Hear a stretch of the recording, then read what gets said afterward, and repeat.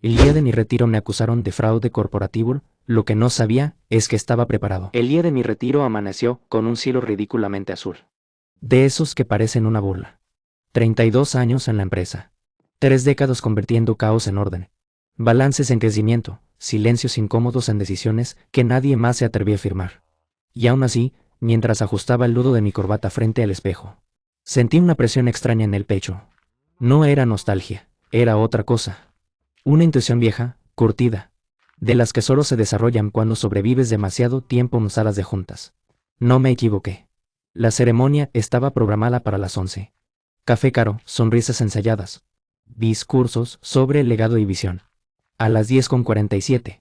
Mi asistente, la tercera en 5 años, me pidió que pasara a la sala ejecutiva antes de bajar al auditorio. Solo unos minutos, dijo, sin mirarme a los ojos. Ese fue el primer aviso real. La sala estaba llena, demasiado llena para una despedida informal. El director general en la cabecera. 2 abogados externos, auditoría interna, recursos humanos, y el fondo. Un hombre que no reconocí de inmediato, hasta que vi el pin de la Fiscalía Económica en su roll-up. Nadie me ofreció asiento. Gracias por venir, Álvaro, dijo el director general. Con esa voz grave que usaba cuando quería parecer humano. Esto no será fácil. Sonreí, no por arrogancia, por cansancio. Nunca lo es cuando hay abogados en la sala, respondí. Uno de los auditores deslizó una carpeta gruesa sobre la mesa. Mi nombre estaba impreso en la portada. En negritas. Abajo, una palabra que jamás pensé ver asociada al mío: fraude corporativo. El aire se volvió pesado. Podía escuchar mi propia respiración. Lenta, controlada. Años de negociación internacional me habían enseñado algo esencial. Perder la calma es conceder poder. Se me acusa, dije antes incluso de que me expliquen qué sucede. El abogado aclaró la garganta. Durante una auditoría interna previa a su retiro, detectamos una serie de movimientos financieros irregulares en filiales bajo su supervisión directa. Irregulares como desvío de fondos, triangulación de pagos, ocultamiento contable. Cada palabra caía como una sentencia ya escrita. No me defendí de inmediato, observé. Escuché, reconocí patrones. La forma en que evitaban mi mirada. El orden preciso de las acusaciones. Aquello no era una investigación, era una representación. ¿Y el momento elegido?, le pregunté. Justo hoy. Silencio. El fiscal dio un paso al frente. Señor Álvaro Martínez, queda usted formalmente señalado como responsable principal. Dependiendo de su cooperación, esto podría resolverse o escalar. Ahí estaba, la oferta disfrazada de amenaza. Cooperar significaba admitir culpa. Firmar acuerdos. Convertirme en el chivo expiatorio perfecto para errores que no cometí, pero que sí conocía. Porque ese era el detalle que ninguno de ellos entendía aún. Yo sabía exactamente cómo funcionaba la empresa. Sabía quién ordenaba qué. Sabía dónde estaban enterrados los cuerpos financieros. Y, sobre todo, sabía que no se puede sobrevivir 30 años en Ebel sin aprender a documentarlo todo. Me limité a asentir. Entiendo, dije. Supongo que mi ceremonia de retiro queda cancelada. Por ahora, respondió Recursos Humanos, con una sonrisa que no alcanzaba sus ojos. Me escoltaron fuera del edificio como si ya fuera culpable. Algunos empleados evitaban mirarme. Otros fingían no verme. Un par, los más inteligentes, bajaron la mirada con culpa.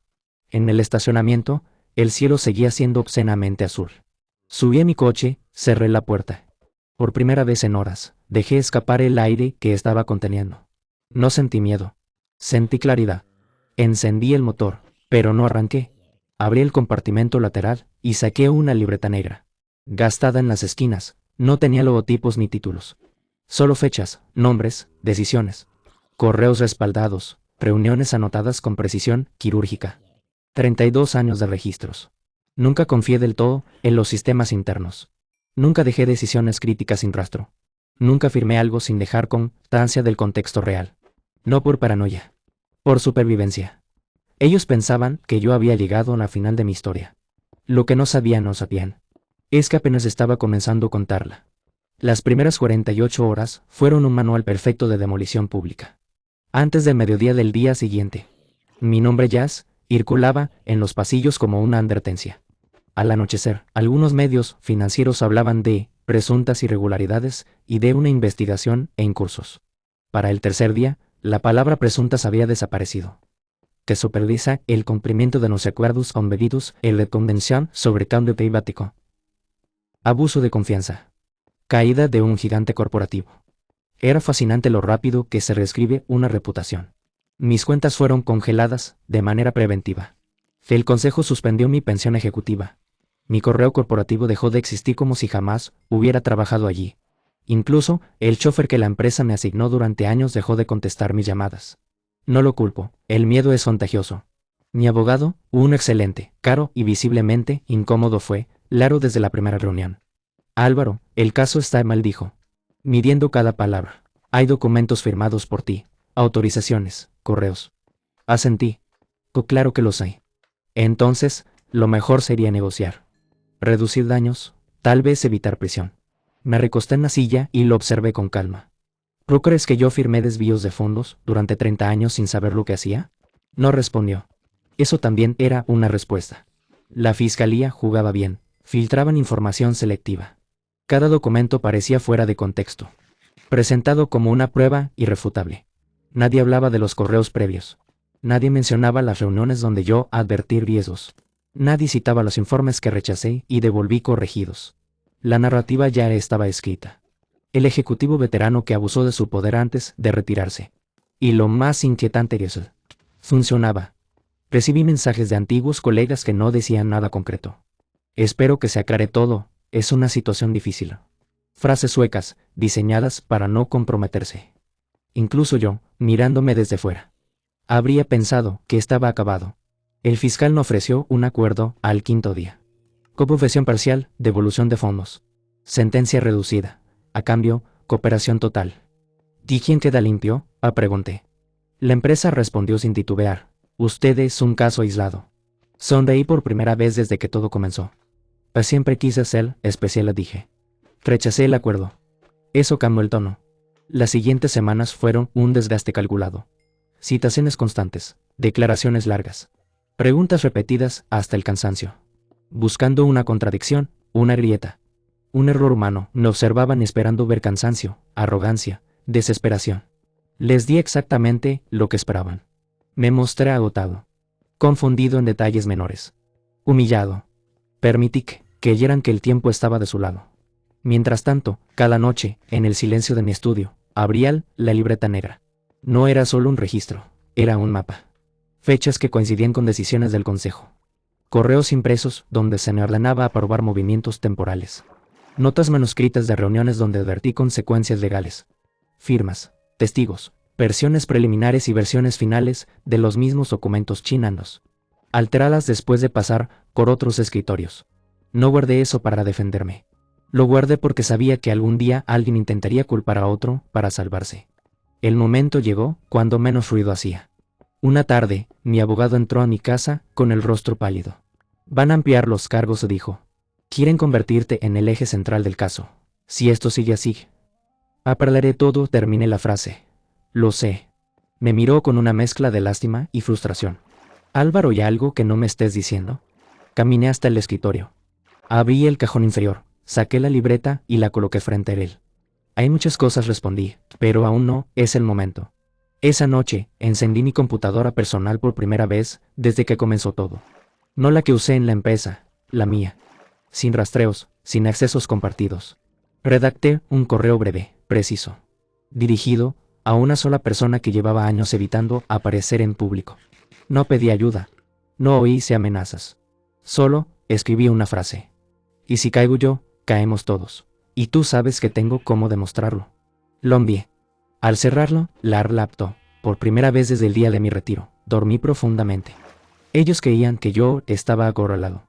Y lo estaba, pero solo desde afuera. El primer movimiento no vino de la fiscalía. Vino del consejo. 2 días después de enviar ese correo, mi abogado recibió una llamada que no debía haber ocurrido. No era una citación. No era una amenaza. Era una invitación. Quieren verte, querido hijo. Reunión privada. Sin actas. Sin grabaciones. Sonreí. Entonces ya leyeron el mensaje. La sala no era la misma donde me habían acusado semanas antes. Esta era más pequeña, más discreta. Sin abogados externos, sin auditores, solo 5 personas. 5 nombres que, durante años, habían permanecido por encima de cualquier sospecha. El presidente del consejo habló primero. «Esto se nos ha ido de las manos, Álvaro». No respondí con calma, se les fue de las manos. El silencio fue denso. Nadie me contradijo. Tenemos indicios, continuó, de que ciertos procesos no se documentaron correctamente bajo tu supervisión. Caminé hacia la mesa y dejé una carpeta gruesa frente a ellos. No bajo mi supervisión, dije, bajo la suya. Abrí la carpeta. Allí estaba todo. Correos donde el presidente pedía acelerar transferencias antes de auditorías externas. Mensajes y director financiero ordenando reclasificar fondos en filiales pantalla. Actas preliminares del consejo, modificadas después de que yo me negara a firmar versiones finales. Incluso una grabación de audio legal, registrada en una reunión internacional donde se hablaba abiertamente de certificar a alguien cercano a retiros y algo sale mal. Ese alguien, añadí, era yo. Uno de ellos perdió telor del rostro. Otro se levantó furioso. Esto es chantaje. Negué con la cabeza. No, esto es contabilidad con memoria. Les expliqué, sin elevar la voz, lo que ya sabían pero habían preferido ignorar. Cada decisión polémica había quedado registrada. Cada orden indirecta, documentada. Cada cambio sospechoso, respaldado. Cuando me acusaron, continué a activar una cláusula que olvidaron revisar. Mi derecho a entregar documentación directamente a la fiscalía, sin pasar por la empresa. El presidente tragó saliva. Ya lo hiciste. Aún no, respondí, pero el archivo está preparado. Con copias en 3 lugares distintos. No amenacé, no hizo falta. Esa misma semana, la historia cambió. Un error metodológico en la investigación inicial. Nuevas líneas de análisis. Un comunicado oficial donde la empresa afirmaba plena cooperación y confianza en que el señor Martínez no tuvo participación dolosa. Mi nombre comenzó a desaparecer de los titulares. Y otros comenzaron a aparecer. El director financiero renunció por motivos personales. 2 consejeros fueron citados a declarar. Auditoría interna quedó bajo investigación externa. El fiscal, el mismo que me ofreció un acuerdo, solicitó formalmente revisar las pruebas que yo había entregado. Cuando me llamaron a declarar de nuevo, esta vez me ofrecieron café. Al señor Martínez, dijo el fiscal, con un tono completamente distinto. Creemos que usted fue utilizado como pantalla. Asentí. Lo advertí durante años. El cierre fue limpio, total. Archivo definitivo de cargos. Restitución completa de mi pensión. Compensación por daños reputacionales. Y, como gesto final, una invitación discreta para colaborar como consultor externo en reformas de gobierno corporativo. La rechacé. No necesitaba volver. El día que recogí mis últimas pertenencias del despacho, pasé frente a la sala donde todo comenzó. Estaba vacía, silenciosa, como si nunca hubiera sido un tribunal improvisado. Antes de irme, dejé la libreta negra sobre el escritorio. No como olvido, como advertencia. Porque en el mundo corporativo, el poder no está en quien da órdenes por orden, sino en quien recuerda a quién las dio. Y yo recordaba todo.